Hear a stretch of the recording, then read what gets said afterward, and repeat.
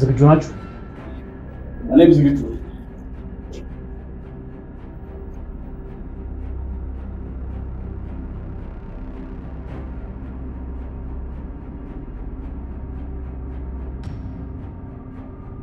ግደለው ብዬ ብልክ ጭራሽ ከሱ ጋር ትደራደርልኛል? አንተ ውሻ!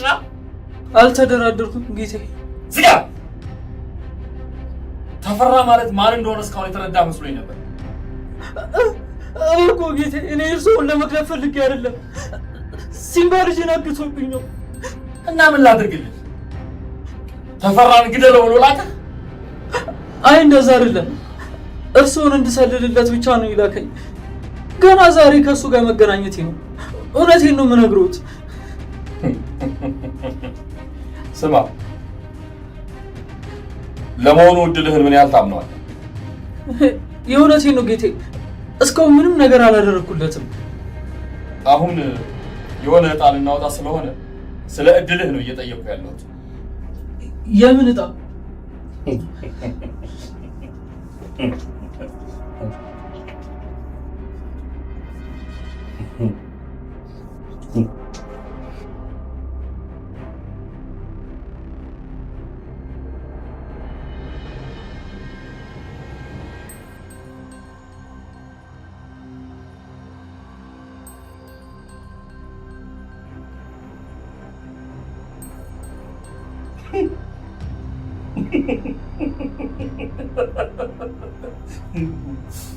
ይገርማል።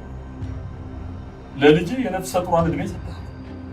አንተ ራስህ እኮ ለልጅ ሂትለር ሆነህባታል።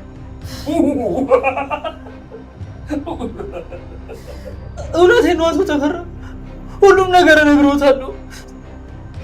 ሁሉም ነገር አውቃለሁ። እባክህ ሲምባ ምን አድርግ ብሎ ወደዚህ ቤት እንደላከ አውቃለሁ። ልትዋሸኝ ብትሞክር ልጅህን ታጣታለህ። አሁን መናገር ጀምር። እና ካሜራ ቤት ውስጥ በድብቅ አስቀምጠህ ነበር ማለት ነው?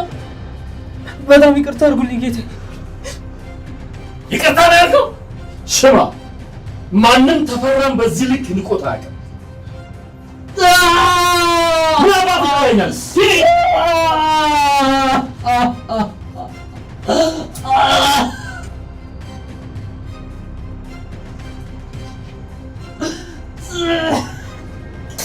እሺ ቆይ አንተ ምን አባህ ነው ማድረግ? ምን አባህ ነው ማድረግ?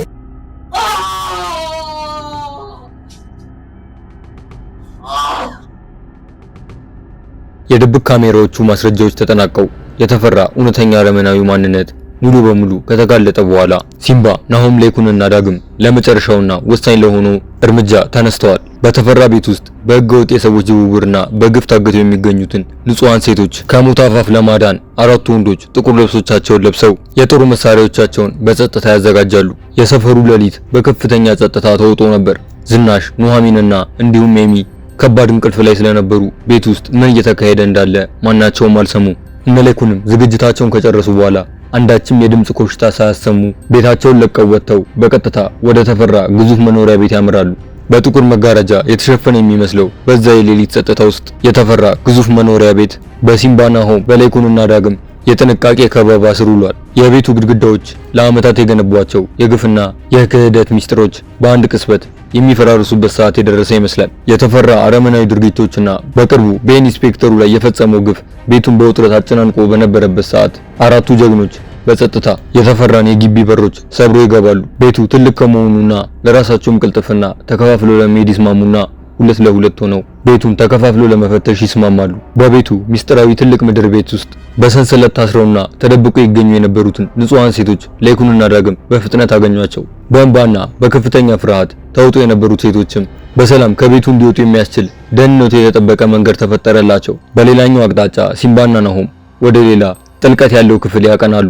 በፍርሃትና በጥንቃቄ ክፍሉን ከፍተው ሲገቡ ያዩት ነገር ግን ማመን እስከሚያቅታቸው ድረስ ልባቸውን በአንድ ጊዜ አቆመዋል። ከውጭ በድብቅ እንዲያግዛቸውና ከነሱ ጋር እንዲሰራ አድርገው ይዘውት የነበረው ኢንስፔክተር ነበር። ኢንስፔክተሩ በተፈራ አረመናዊ ድርጊት በደረሰበት ከባድ ድብደባና ከዛም አልፎ በጥይት ቆስሎ በደም ጭቃ ተለውሶ በዚሁ ክፍል ውስጥ ታስሮና ራሱን ስቶ ያገኙታል። ተፈራ በኢንስፔክተሩ ላይ የነበረው ጥርጣሬና ባገኘበት ማስረጃ የፈጸመው ግፍ በግልጽ የሚታይ ነበር። ሰውነቱ በከፍተኛ ቁስሎች ተወጥሮ ራሱን ስቶ እዛ ጨለማ ክፍል ውስጥ መጣሉ ሲምባንና ናሆምን ከፍተኛ ቁጭት ውስጥ ከተታቸው። ናሆም በፍጥነት ወደ ኢንስፔክተር ዳዊት ተጠግቶ ትንፋሹን ሲመረምር በህይወት መኖሩን ይረዳል። ሲምባና ናሆም ኢንስፔክተሩን ከሚስጥራዊ ክፍል ለማውጣትና ህይወቱን ለማዳን በተፍረከረከና በውጥረት በተሞላው ከባቢ አየር ውስጥ ሲጣደፉ ፈጽሞ ባላሰቡትና ባልጠበቁት ሰዓት አስደንጋጭ ነገር ይፈጠራል። ተፈራ ከታጣቂ ግብረ አበሩ ጋር ሆኖ ከኋላቸው በድንገት ብቅ ይላል። የጦር መሳሪያዎቻቸውን በእነ ሲምባ ላይ አነጣጥረው ተፈራ በክፋት ፈገግታና በንቀት መንፈስ እየተመለከታቸው ቤቴ መጣችሁ ጨዋታ ልትጀምሩ አስባችሁ ነበር? የእናንተም መጨረሻ እንደሱ መቃብራችሁ እዚሁ ይሆናል ብሎ በቁጣና በዛቻ ይጮህባቸዋል። ተፈራ ይህንን አደገኛ ሁኔታ በቁጥጥር ስር አድርጎት ሳለ ፈጽሞ ያልጠበቀው ሌላ ድንጋጤ ከኋላው ጠበቀው። በቤቱ በሌላኛው ክፍል ውስጥ በጸጥታ ሲንቀሳቀሱ የነበሩት ሌኩንና ዳግም የተፈጠረውን ረብሻ ሰምተው በፍጥነት ወደ እነ ሲምባና ናሆም ወዳሉበት ክፍል ይገሰግሳሉ። እዛ እንደደረሱም ተፈራና ግብረ አበሩ ሽጉጣቸውን ናሆምና ሲምባ ላይ ደቅነው ይዘዋቸዋል። በዚህ ጊዜ ሌኩንና ዳግም በፍጥነት የያዙትን መሳሪያ ወደ ተፈራና ግብረ አበሩ ራስ ላይ አነጣጠሩባቸው። ተፈራ ሲምባና ናሆምን በቁጥጥር ስር አድርጌያለሁ ብሎ በሚልበት ሰዓት ከኋላው የሌኩንና የዳግም መሳሪያ መደቀኑ የጨዋታውን አካሄድ በአንድ ቅስፈት ቀየረው። ተፈራ በንዴት እናንተ ውሾች አሁንም ራሳችሁን አታድኑ በማለት በንዴት ጥርሱን ነክሶ ሊዞር ሲሞክር ሌኩን ጠንከር ባለ ድምጽ አንድ እርምጃ ብትንቀሳቀስ ዛሬውኑ አንተም ሆንክ አሽከርህ ህይወታችሁ እዚህ ጋር ያበቃል፣ ይልቅ የያዝከውን መሳሪያ በጥንቃቄ ጣል ብሎ ይለዋል። ይህ ሁሉ የሆነው ሲምባ ናሆምና ሌኩን በድብቅ ካሜራዎች ውስጥ ያዩአቸው ነገሮች ስላላሰላቸው ነበር። ምን ማድረግ እንዳለባቸው ተቀምጠው እየተመካከሩ ባለበት ሰዓት ኑሐሚን ትመጣና ያወራችሁትን ነገር በሙሉ ሰምቻለሁ። ቆይ ግን ተፈራ የሚባለው ሰውዬ ማን ነው ብላ ትላቸዋለች። ሌኩንም ስለሱ አንቺ መጨነቅ የለብሽም፣ በነገራችን ላይ አያት ልታደርጊኝ እንደሆነ ሰምቼ በጣም ነው ደስ ያለኝ ብሎ ይላታል። ኑሐሚንም ለቤተሰቡ አባላት ስጋትና ስለተፈራ ማንነት ለማወቅ እየሞከረች